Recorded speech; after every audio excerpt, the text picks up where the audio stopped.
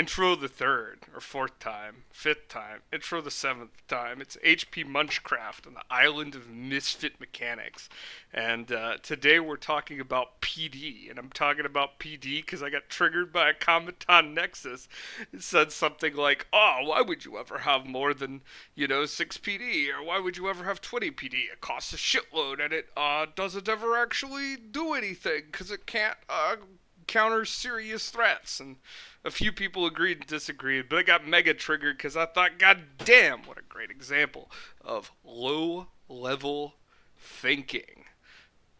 What do I mean by low level thinking? Well, fucking hell, this is way too long without any action. In 1996, Mike Flores, writing for The Magic Dojo, invented the concept of next level thinking. Alright, that's probably a lie. It was probably invented earlier than that. You can see it in the scene from The Princess Bride when the Sicilian is talking about how, if I think that you think that you think that I think, and it goes further than that, that's next level thinking, just trying to get on a level above whatever your opponent's thinking. So when you're thinking, what does he think that he thinks that I think? You can go too high. You don't want to be 5 levels above your opponent. You want to be 1 level above your opponent. What is the implications of that? I've spent way too long blathering.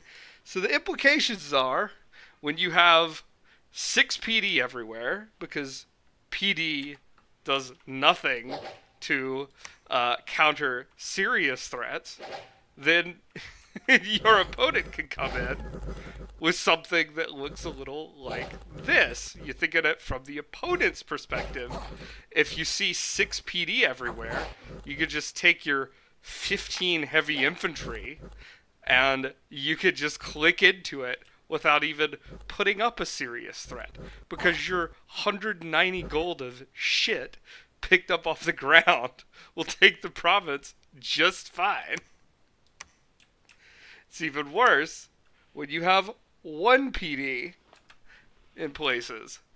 When we have 1 PD, we can take our light infantry. Nabal 1 PD is a little bit better, so we do a trit because the commander is tough, and that's something to think about. But with 1 PD, we just have light infantry. Indie light infantry, terrible units, and only 10 of them. They go and they take the province because it's got 1 PD in it. It's pretty fucking... it's pretty fucking sad. So if you think about it from your opponent's point of view, you have 6 PD or 1 PD in all their provinces. I don't need to take that. The opponent doesn't need a serious threat. They just need some shitters. So when you are raiding, you have to use these principles of efficient raiding that I got taught by Johnny and Soron, and were found in Johnny's now gone, defunct demonetization guide.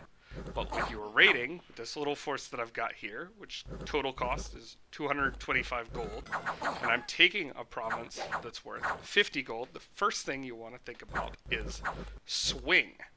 And that this 50 gold province, on the turn I take it, is actually 100 gold worth of swing in the war from my opponent to me. It gives me 50, and it takes 50 away from him. So 2 provinces of 50 gold, if I take 2 provinces, or hold this province even 2 turns, then this army will have basically justified its existence, gone even in the war. Even if it all dies, to a larger force, if it takes 2 provinces or holds 1 province 2 turns, it will have justified its existence in that war. Now, if you are being XV1'd, obviously you kind of need to half that swing. Damage to your opponents matters less than the gold you've looted. However, the other thing we want to talk about is how it compounds, because as I said, it takes very few turns for that raiding force to make its money back. If I raid 1 province, that's 50 gold, which is about average for middle age, and then a second one, and I keep those provinces for 2 turns before the enemy gets counter raiders to destroy my army and retake the provinces. Take 2, 1 I hold for 2 turns, 1 I hold for 1 turn. That's a total of 300 gold swing in that war towards me, to my favor. So that's 225 gold force, 300 gold swing in my favor. It's a win. And the enemy had to deploy forces that it would have otherwise used elsewhere to counter it. So, for example, if they brought a Van Jarl to use air elementals against it, 275 gold, they're actually deploying more gold than I am, and they're spending gems on top of it to clear it up. So if it takes even a little bit of provinces, then it's a massive win from my perspective. Just this little raiding force made of these just shitty national. Those are the principles of raiding. Learn that from Sauron and Johnny. So we go back to the other party's perspective. If you're being looted by 15 heavy infantry, which can go essentially forever against 6 PD or small numbers of raiders, then texturing your PD, even just a little bit, can help with this quite a bit. This is our same 15 raiders up against 15 PD, and they'll win, they'll beat it, but they'll take some attrition. And after this province, they're going to be severely depleted.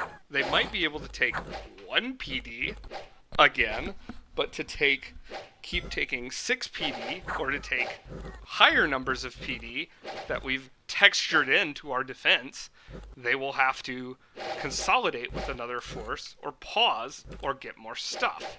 And the raid is therefore defeated. Kind of funny.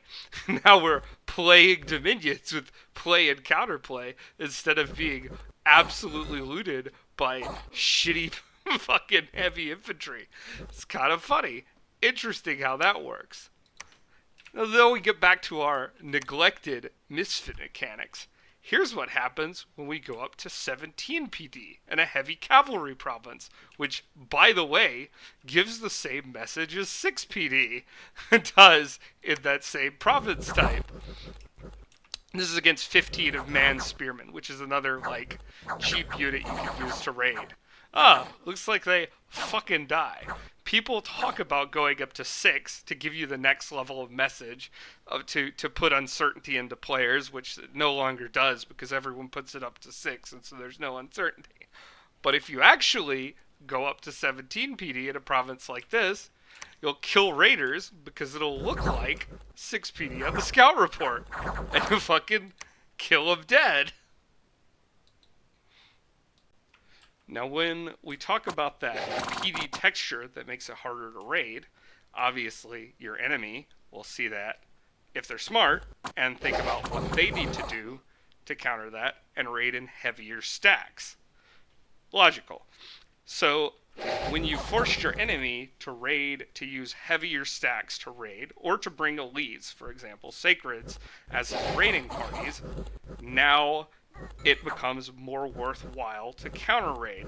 And though it's a larger risk, it's a larger gold deployment, it's using more gold to get the same results, so it's a less of a return on investment for the enemy.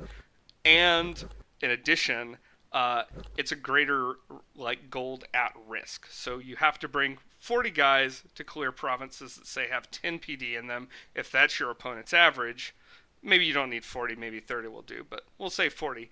Well, now you're at a 440 gold rating stack, which is a lot more worthwhile to drop 2 air elementals on and fucking kill, right? So it's now we're all the way back to that next level thinking I was talking about.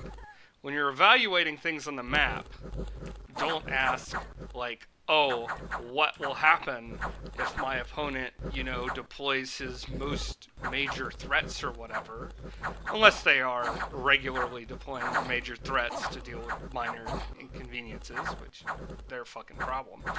What you should be doing is you should be looking at, alright, how do I efficiently raid my opponent? How do I stop my opponent from efficiently raiding me?